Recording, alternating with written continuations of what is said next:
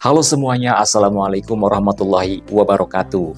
Di cerita kasus hukum edisi yang keempat, saya akan bercerita masalah hukum yang menimpa salah seorang suami yang profesinya atau bekerjanya itu di lepas laut yaitu berlayar.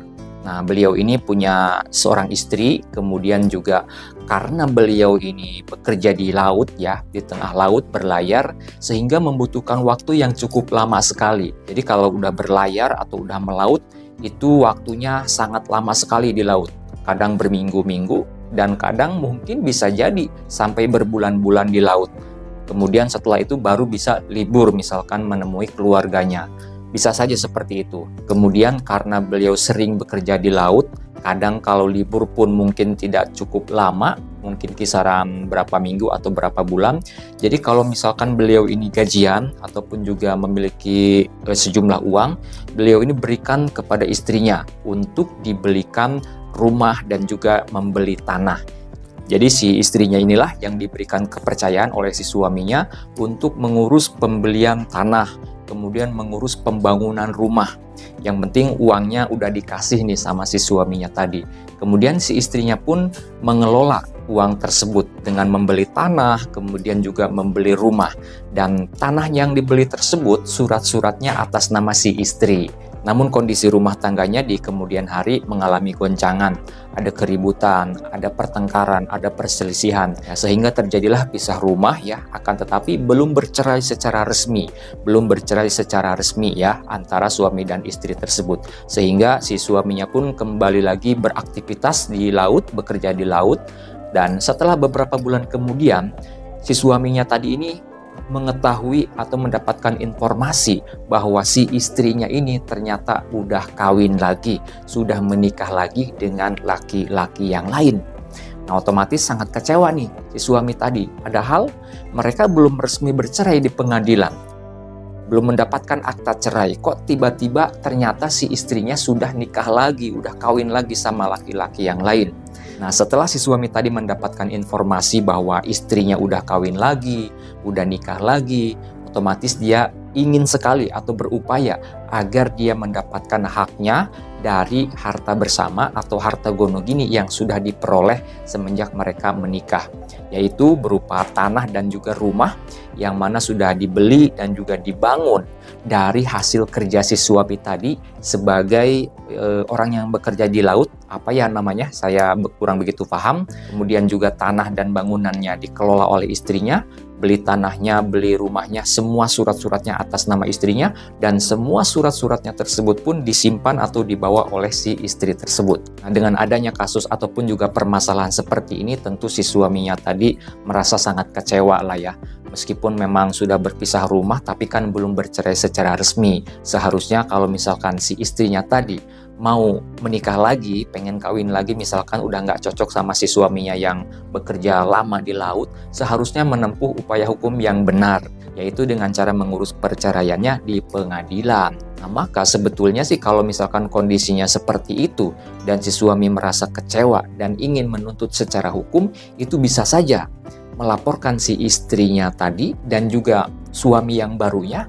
Nah, kalau permasalahannya seperti ini, sebetulnya upaya hukumnya bisa dengan cara satu, menggugat perceraian si suami tadi menggugat cerai istrinya, karena memang pada faktanya antara si suami dengan istrinya tadi itu memang sudah terjadi pisah rumah, sudah terjadi cekcok pertengkaran yang terus-menerus, itu sudah menjadi alasan pengajuan atau gugatan perceraian.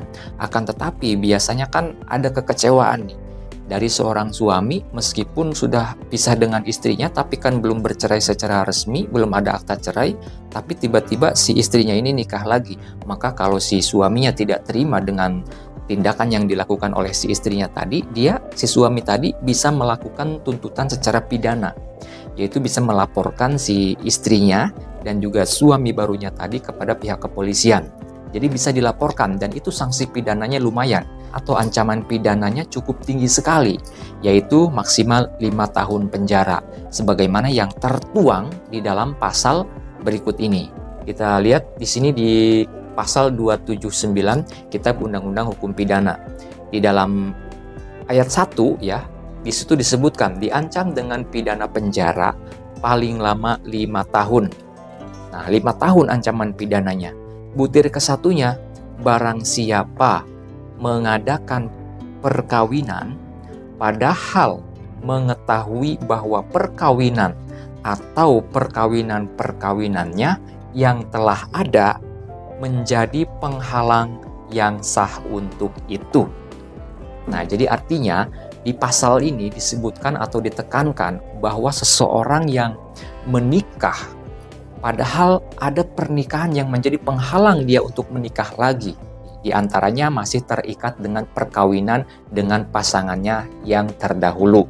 Karena misalkan belum bercerai secara resmi. Nah, itu si suami bisa menggunakan pasal itu untuk menuntut secara pidana agar si istrinya tadi dan suami barunya dituntut secara pidana. Dan itu kalau ditindaklanjuti ya bisa berlanjut kepada tahapan-tahapan persidangan, dan bisa saja kalau misalkan terpenuhi unsur-unsur pidananya, bisa saja si istrinya tadi dan suami barunya itu terkena sanksi pidana penjara, di mana ancaman pidananya maksimal 5 tahun penjara.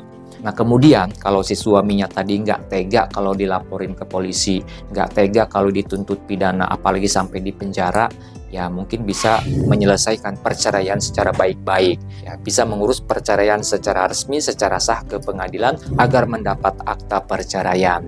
Nah, setelah itu, setelah terjadi perceraian, setelah mendapat akta cerai, maka si suami tadi bisa menuntut harta bersama, bisa melanjutkan dengan mengajukan gugatan pembagian harta bersama atau gugatan harta bersama atau harta gonogini apabila misalkan si mantan istrinya tadi tidak mau memberikan hak dari mantan suaminya atas harta bersama yang telah diperoleh. Baik, itulah kasus hukum yang dapat saya ceritakan pada kesempatan video kali ini. Mudah-mudahan keluarga kita semua, keluarga pemirsa YouTube semua selalu diberikan ketentraman, kedamaian. Adapun kalau misalkan ada permasalahan bisa diselesaikan secara baik-baik, tidak sampai berakhir di persidangan atau di pengadilan, yaitu bercerai di pengadilan.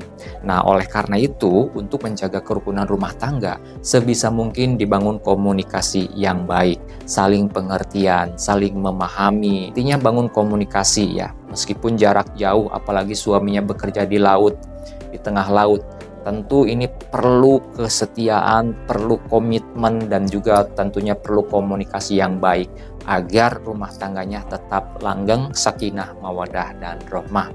Itu saja cerita kasus hukum yang dapat saya bagikan pada kesempatan CKH 04 ini. Sampai jumpa di video-video selanjutnya. Assalamualaikum warahmatullahi wabarakatuh.